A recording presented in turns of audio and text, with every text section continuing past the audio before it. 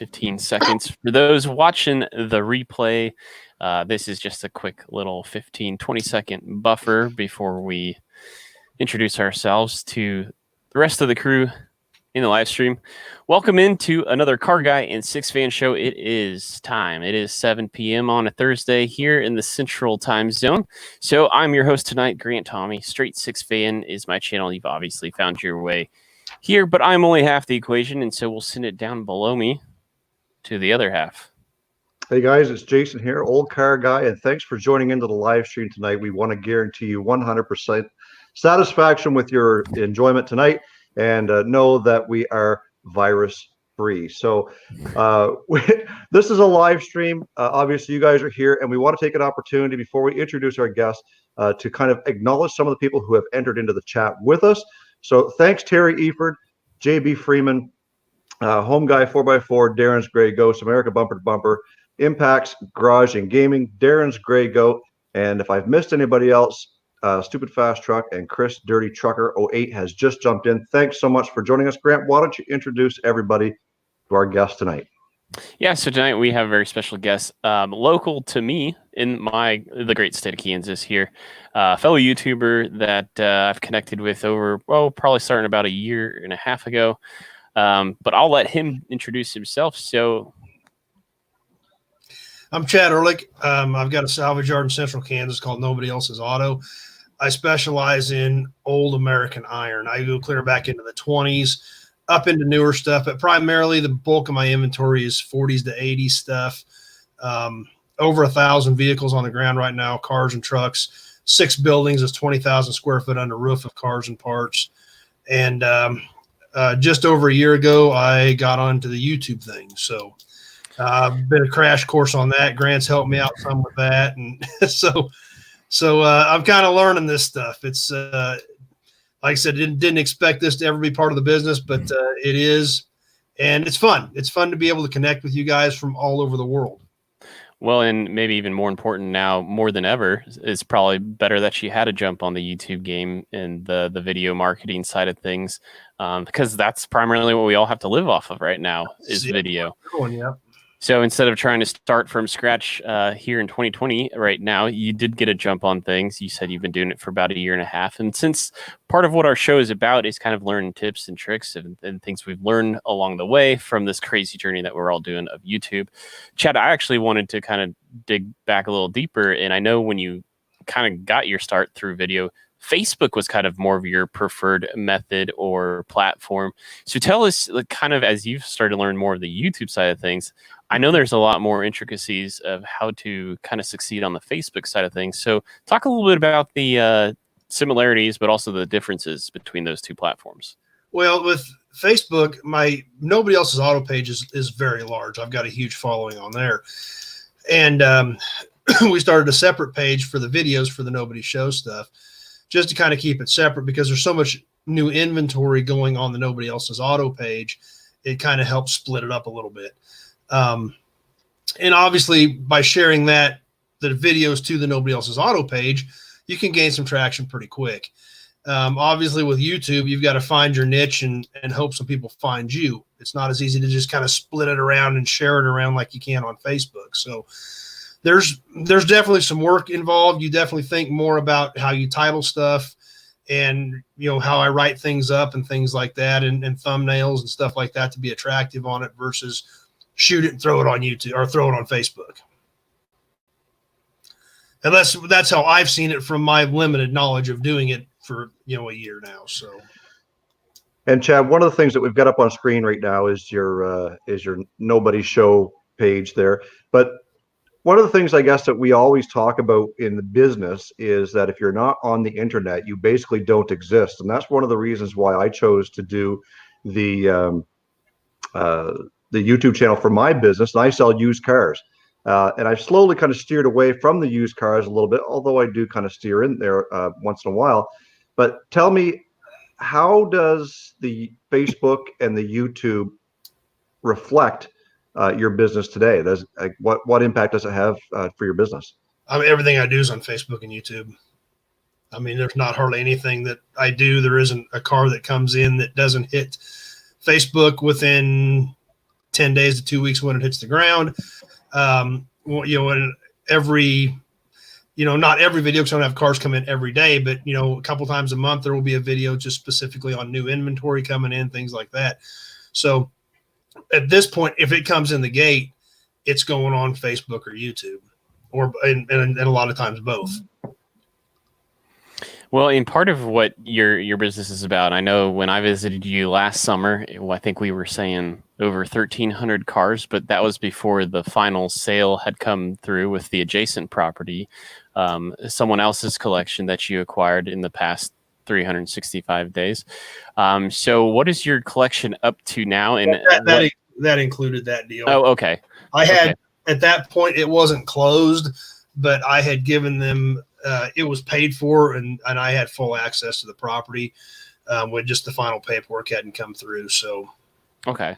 Well, what's been really kind of interesting about the new, I'll call it the second half of your yard. It's probably not necessarily a straight 1-for-1 proportion half there, but is all of the kind of more derelict, or the all those car companies that didn't quite make it through the 50s, like your Hudsons and your Studebakers and things like that. So what's been the most rewarding thing or most surprising thing you've found as you're exploring more now that new inventory? What surprising me is there's a lot more in there than I thought as far as pieces. A lot of cars have stuff that has been thrown inside of them over the years and things like that. I had a pretty good idea of overall what was there vehicle wise, because obviously it's right next to my property. I've been in there, hundreds of times, buying cars. I've bought a few cars from them over the years and things like that. So the big stuff, the actual vehicles, I was fairly familiar with what was there, but like I said, every day is a new adventure whenever you open up a new door and find more stuff. So that's probably been the most interesting part about it. And the building that came with it is a disaster too. So I hope there's going to be some surprises in there too. So, Chad, what are some of the things that you've come across? I know you're basically dealing with old cars and old iron and stuff like that, but I know that you kind of dabble a little bit into automobilia, I guess you might call it, as far as signs and cans and tins and stuff like that. So, why don't you tell us a little bit about that side of your business? Well, it's not really a side of the business. I buy a lot of signs and keep them. So it's not real profitable, but it's that's kind of an addiction part of it.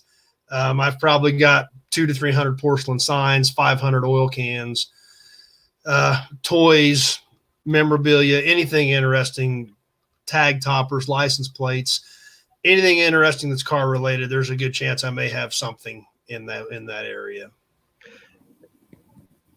Well, one of the things I did want to say, first off, just remind those in the chat. So Chad is our guest tonight. If you guys have specific questions for him, feel free to drop those in the chat. We've actually had some other people kind of jump in the meantime. King Eric the Great, the First, Classic Ride Society, JC Smith Projects, Drew's Autos, Harley Pebley as well. So welcome everybody. And if you are just joining us, of course, our guest is Chad Ehrlich of Nobody's Show.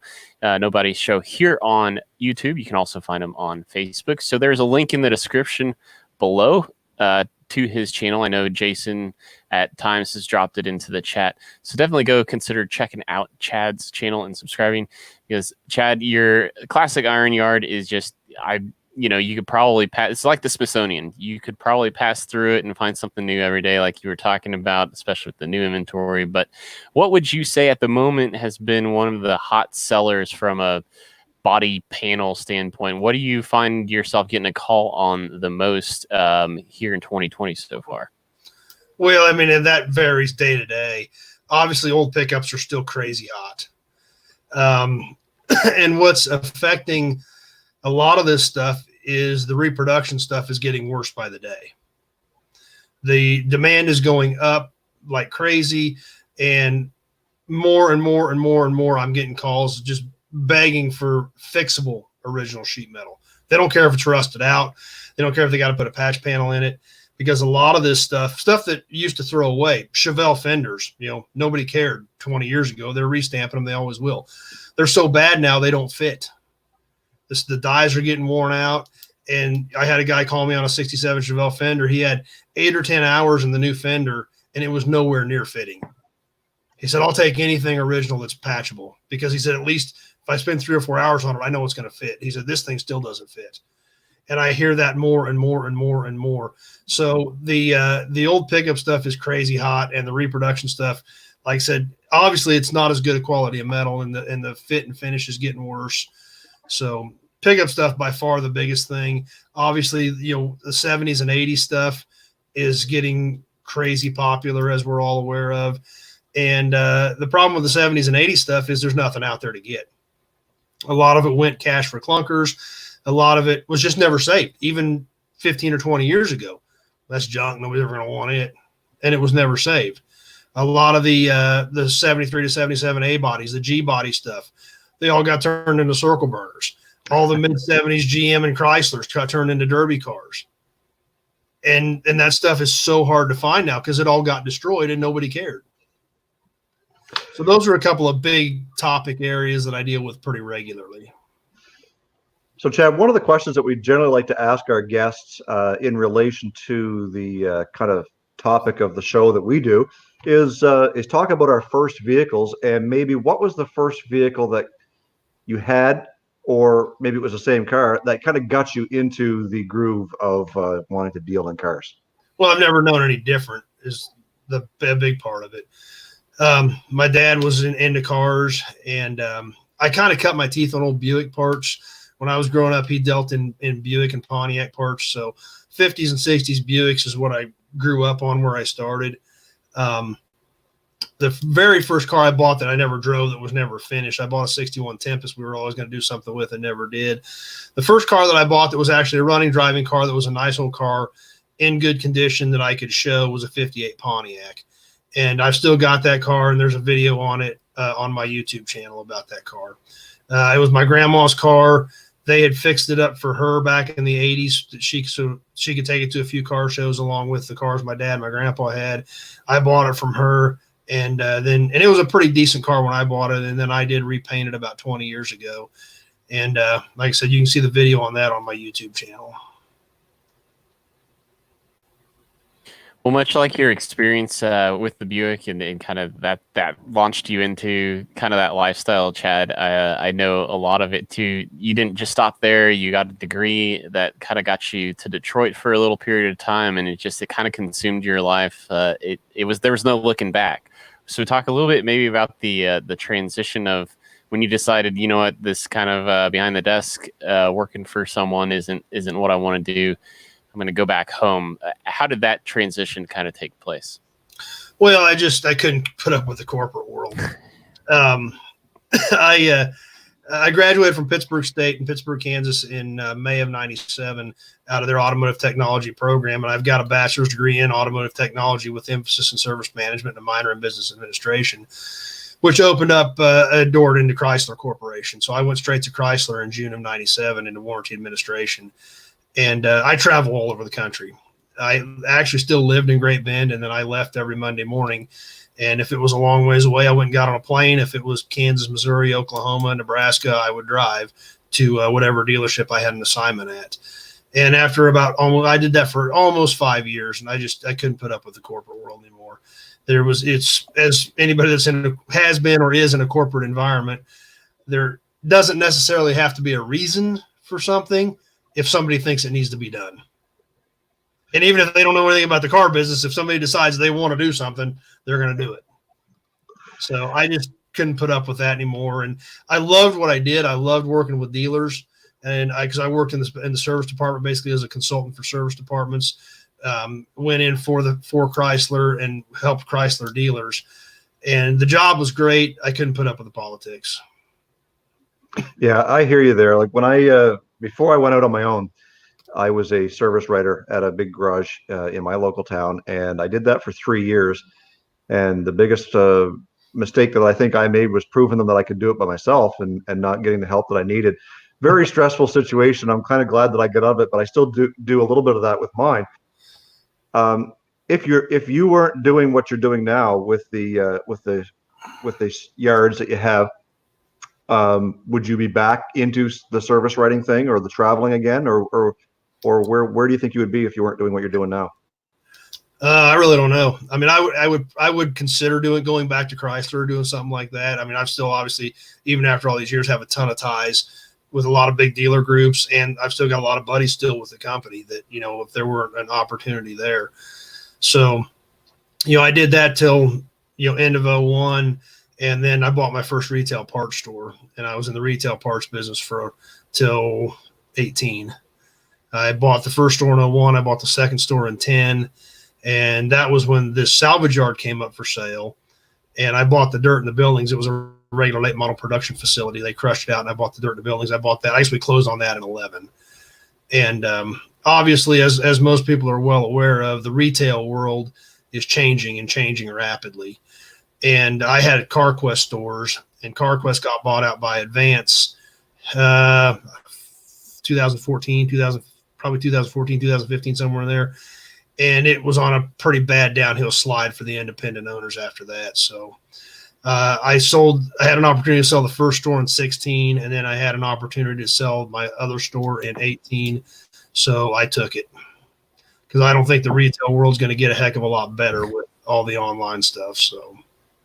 So what did you find was the biggest, like, kind of breath of fresh air when you made the transition from the retail parts store to dealing with your yard? Well, the biggest breath of fresh air was not having to deal with CarQuest and Advance for what they had done. And when you sell the store, and we sold it, we never reopened March 1st 2 years ago. February 28th was our last day. And I actually sold out to Napa. Napa came in and bought me out just to buy the business, basically. And that following week, as Napa was doing the inventory, my store manager and I were hanging around, making sure everything was found and pointing them in the right direction. We had at least 6 or 8 customers walk in the door who point blank said, "Yeah, the product we've been getting from you the last year or two is not what we used to get from you." So that tells you what had happened to the quality and our reputation. When you got your customers are walking the door point blank telling you that right after you sell out, it's like, yeah, this was probably a good decision. So.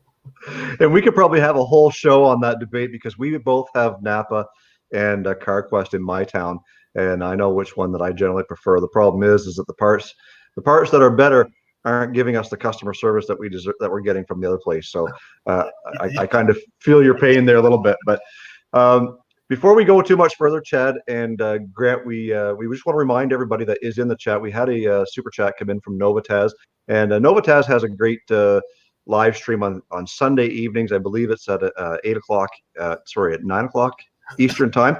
Anyway, so go on over there and check out Novataz's channel. He would certainly appreciate that. But also, don't forget to give this live stream a thumbs up, and make sure that everybody knows where you're at tonight on this Thursday evening. So, Chad, one of the things that we want to make sure that we kind of incorporate into the show tonight is letting everybody know tips and tricks of what we have found that has made our YouTube channel successful. So maybe you can kind of give a little bit of a tip or trick on what's made yours successful for you. I think the biggest thing for me has been consistency. Yeah, I mean, you've got to feed the monster. If you don't, I mean, you can tell it. And I think that's and this is, and like I said, this is coming from Dum Dum here, who doesn't know anything about any of it. Like I said, a year ago, this was all Greek to me. I mean, this guy's telling me you've got to give this a shot, and I'm just in there saying, okay, what do I do? Yeah. I mean, I literally went from that to this, where we're at today. And so it's been a crash course and a learn as you go thing. But for me, the biggest thing I would suggest to anybody is consistency. Feed it consistently with good content. And that seems to be the going thing with a lot of channels, that if you're going to have a schedule, make a consistent schedule so people know when and where to find you. And I know that with yours, you generally kept a pretty good schedule of 3 times a week. And I'm not sure if you're still doing 3 times a week or not. But 3 times a week at this point. And then I'll throw in an extra one here and there if I have something neat. I'm finding primarily, obviously, people want to see the cars. Sometimes if I do some toys, or I did those oil cans a couple weeks ago, I'll slide those in on a Tuesday or a Thursday as kind of a bonus video type thing. Well, Chad, I know in the chat was a channel out there, Classic Ride Society. His channel is all about kind of finding hidden gems in salvage yards around his area. And I believe he's a little bit outside of the Metroplex down by Dallas. But I know he's kind of been chomping at the bit and would love to get his hands on film and stuff in your yard someday. So if anybody in the chat kind of had those aspirations, what would you be open to that kind of collaboration? And if so, how would you want them to go about getting in touch with you? Just call me. That's the only way you can get a hold of me is call me, because we can't have that conversation over text or over email, because I don't have time to stop and text every 30 seconds. I can talk on the phone and keep rolling. I don't have time to stop and text you every 32 seconds because it's one question at a time. Give me a call. We can have that discussion. And by all means, I'm not opposed to it. I just need to know what direction you're going and, what we want to accomplish and things like that. Okay. Absolutely. Yeah. And I mean, I know why did I think I've been out there twice? I guess it's only been once. The one time I've been out there, it was nothing short of a blast. So, and it wasn't, I think I showed up with the impression of like, oh, this guy's time's super valuable. Once we were down there, you're like, no, I'm whatever, man. Like, well, I probably could have spent longer, but I didn't want to take up all of your time either. If I know you're coming, and that's the thing about having that conversation. If I know you're coming, I know what we want to accomplish, I know what your goals are, then I can schedule that in. I mean, I set my own schedule, so I can do it. You show up here tomorrow unannounced and say, I need 2 hours of your time. It's not going to work out very good because I can't schedule that in, I'm supposed to call these guys that have shipments ready to go out tomorrow and say, oh, some guy showed up to film today. Your stuff ain't going to ship till next week. That ain't going to work very well. Yeah, and guys, I've posted Chad's link in the chat one more time. So if you haven't had a chance to go over there and check out his YouTube channel, I encourage you to go over there and do so.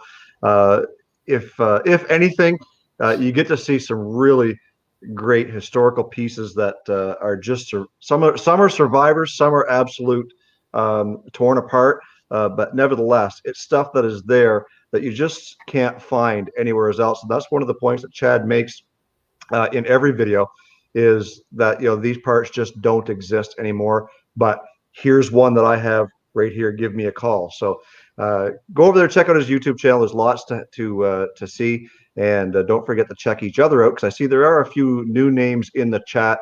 So make sure you're checking on everybody to see if they've got some content that you'd like to see and help support that channel. Well, I guess kind of with that, Chad, before we open it up to questions from the chat, what's kind of the outlook or the goal here for 2020 moving forward? What's the next kind of big milestone or anything you want to, whether that's with your channel or with the yard? What's kind of the next big thing for 2020? With the yard, I got to get organized. I got to start integrating all this new inventory into mine. I've got to rethink and remap everything I've got basically at this point. My section of 40s and 50s GM cars, just got blown up by a couple of things. The addition of this new yard, like 49 to 52 Chevys, just those cars, I've probably got 30 of them now, and I had 5. So obviously that takes up a lot of real estate. There's about 30 more Buicks that we're getting ready to move in from my dad's place this spring, and that's all 50s era Buicks.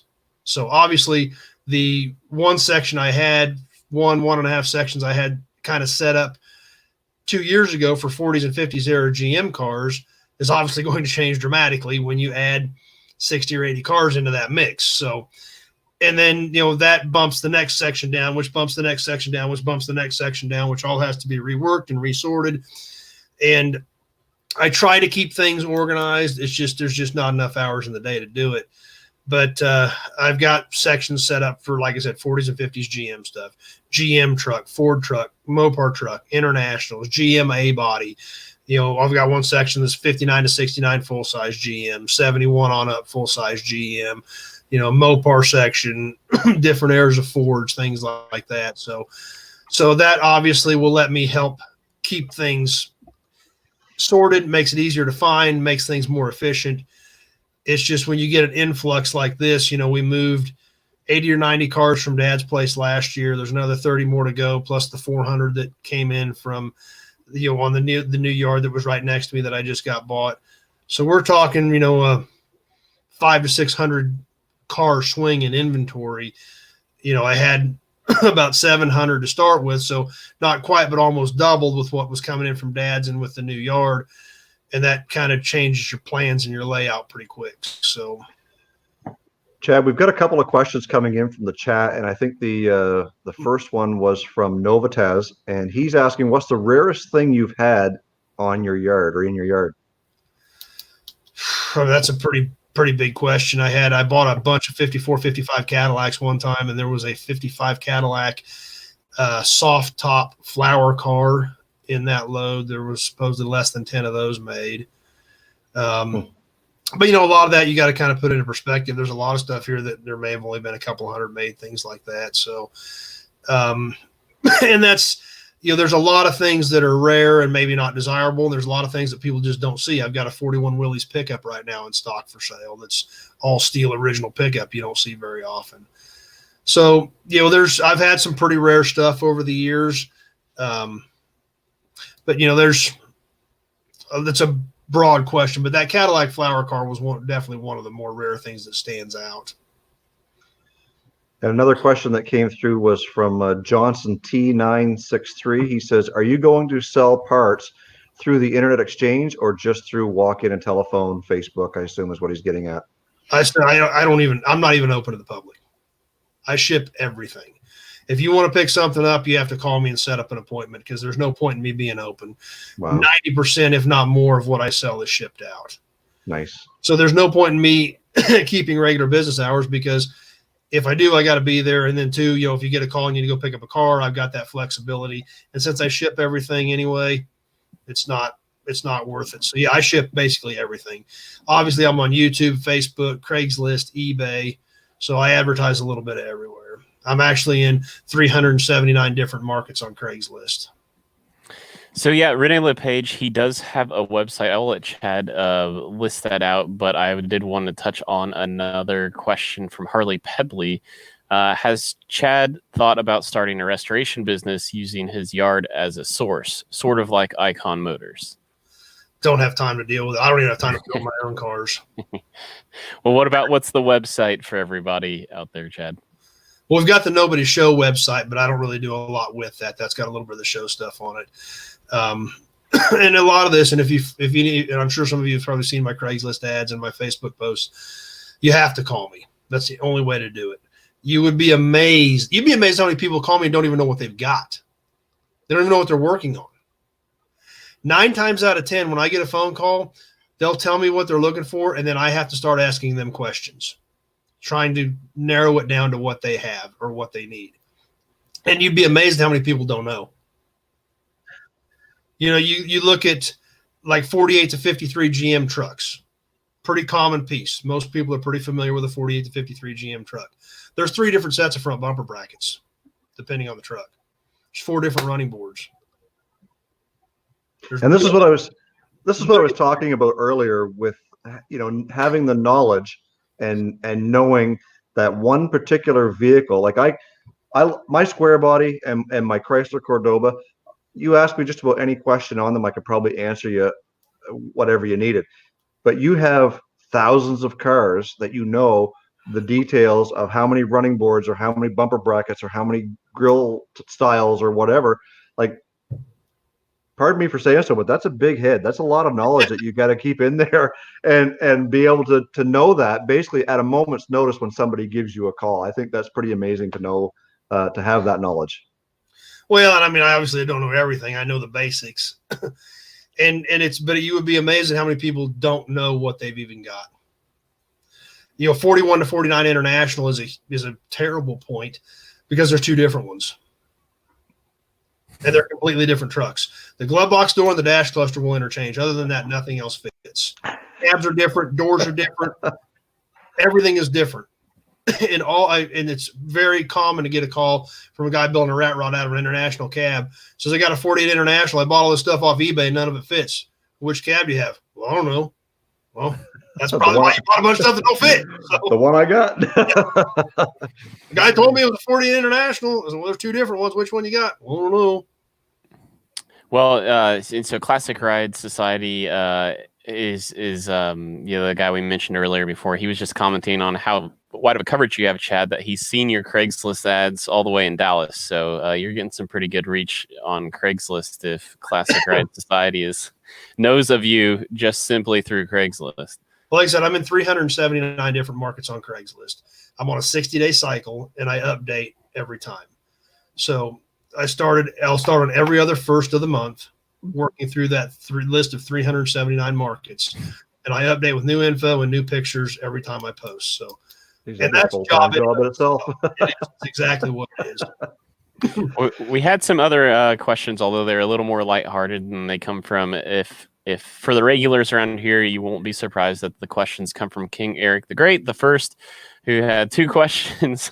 Chad, one was if you found Elvis's skeleton in the flower Cadillac, and then the other question was how many Ford Fairmonts do you have on the lot? So, I don't have. Well, I got that one Fairmont. Is that 4-door Fairmont I had? That 77 or whatever. Do you remember that one? No, 78 was the first year, so that'd have to be a Granada if that was. It is a Granada. That's it. That's what I was thinking. So yeah, I don't have any Fairmonts. You're out of luck. Yeah, figured that out. So. And Benny had also asked if I had asked you about Cordoba parts. I think way back a long time ago, you were live streaming and I had asked you. And at the time, you had no Cordobas. I've got a 79. So 78, 79 were the same car. And I'm in need of a couple of front turn signal lenses. And so I didn't know if you had any of those. I might as well ask you. I got you right here. The only thing I've got in that body style is a 75 or 76 Charger. Yeah, so a different car altogether. Well, same body, but Facebook. You would not be. I put it on Facebook, and I heard more people screaming that I had it listed wrong because that was a Cordoba, not a Charger.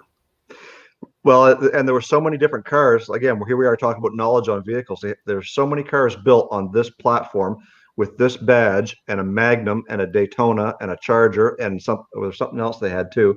The Roadrunner was built on the same platform. So people think that you're calling your own car wrong when it's like, dude, I know what I've got. I am one of those guys who knows what I got. Well, with that, Chad, wanted to thank you for spending your Thursday night with us. We are getting kind of close to the 35 limit we try to keep it at. And so I just wanted to say thanks. But before we kind of close up shop here, we do on this show, we like to kind of talk channel updates. So Chad, if you had anything kind of cooking that you know about and you wanted to share with this audience, feel free to do so. Also, I've got is just working my way through the new yard because the new yard is so unorganized. They literally dumped it wherever there was a hole when it came in. So you never know what's going to be on the next video. And I'm just working my way through that yard a piece at a time, 2, 3, 4 cars at a shot. And like I said, that's what's interesting about it, especially for the viewers, is you don't know what's coming up on the next video because it's such an unorganized mess. Well, real quick to follow up on that, because I know this was a question earlier in the chat. What's the weirdest thing you've ever found inside of a car when you've like opened the door or trunk or something? Nothing really weird, but it's amazing because people will want to bring a car out to you and they'll complain that it's not worth anything, especially if it's something that's not a real desirable car and you're talking iron price. And they'll leave $10 worth of change in the ashtray. It's like, really, it's not worth any more than that? No, it's not that good of a car. There's not a lot of parts there. Okay, and then they'll head to town. They leave $10 worth laying a tray of change laying in it. So that's the big. I guess the biggest thing, not really weird, but the weirdest thing I didn't understand is you're so worried it's not worth anything, and you leave $10 and change in it. Yeah, sorry, sir. Your car is worth $110 today.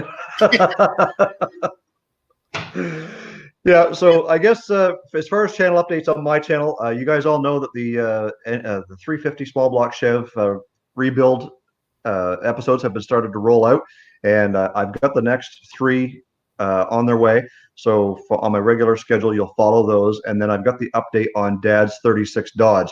We got the engine in it as well, so there's a video coming out on that. Probably you'll see that in about 2 weeks' time. This weekend actually is the weekend that I'm going to be swapping the motor in the old square body. So that video, again, if I follow my schedule, it's going to be probably 2.5 weeks out before you guys get to see that. But in the meantime, I should have the bugs well worked out of it. Hopefully not having to do too many videos on the mistakes that we made doing that swap. But nevertheless, it's pretty straightforward. Grant, what have you got coming up on the old Ford Fairmont? Well, before I get into that, I did want to just kind of touch on what you said there, Jason, because you have so much backlog of video production. That's just another reason why to follow Jason on social media like Instagram, because you get to see some of those sneak peeks ahead of time. If he is going to be swapping it this weekend, I bet you might see a little glimpse of a little something this weekend. So also consider following us on other platforms like Instagram and Twitter. But though the if the weather holds up, I think it's going to be a little rainy tomorrow. I wanted to go test out the 327 gears and do an updated 0 to 60 video that we did. We had to get the hourglass out last time for the Fairmont with the 247s, but just to see what just a straight up gear change would do for you. Might be a little wet, so there might be some times to really then test out maybe the track lock portion of the rear end a little more than the gearing. So we'll see. That's the goal. I want to do have a little bit of fun before with the Fairmont. I got to run it out of gas so I can drop the tank again because I need to re-weld the parking brake brackets. So before I do that, just want to have a little fun with it. That's my channel update. Jason, why don't you just take us on home? Okay, so before we go, Chad, when we go off air, we're going to invite you to stick around just for a little bit of chat after the fact. Okay. But before we close, we want to thank you again. Grant's already done it, but thank you for taking time out of your Thursday evening to join us and be a part of our channel. And I know we had some great conversations, some great questions coming out of the chat. So guys, every Thursday evening, this is where we are. We are rolling up very, very quickly on the end of season 3 of the CarrGuy and SixFan show. Next week on my channel, you're not going to want to miss it. We've got a very special guest, and I'll be teasing who that is in the coming week. This guest has 350,000 subscribers on YouTube, and he's taking time out of his Thursday evening to come join us and answer some questions from all of you guys. So on that note, we're going to end this live stream, and as always, stay focused on the windshield, not the rearview mirror. We love you guys. We'll see you in the next one.